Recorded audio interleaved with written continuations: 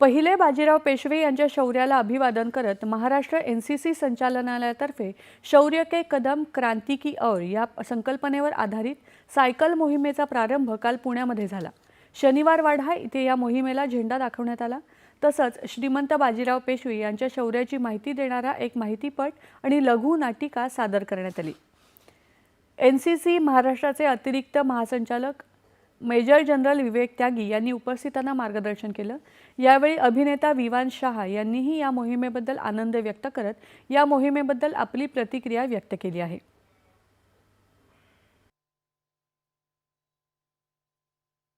जो young cadets हैं, नौजवान, वो साइकिल करने वाले हैं पुणे से दिल्ली तक ओवर द कोर्स ऑफ 17 या 18 डेज, जो एक बहुत ही मतलब खतरनाक चीज़ भी है और कमाल की चीज़ भी है।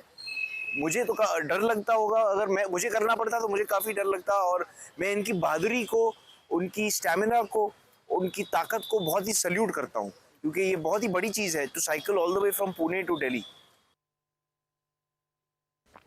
या सायकल मोहिमेअंतर्गत पुणे ते दिल्ली असा सुमारे 1680 किलोमीटरचा प्रवास केला जाणार आहे। या मोहिमेत 10 एनसीसी छात्र सैनिक असून त्यात 5 महिला आहेत। या मोहिमेचे नेतृत्व ब्रिगेडियर सचिन गवळी करणार असून या मोहिमेचा समारोप 27 जानेवारीला नवी दिल्ली इथे होणार आहे।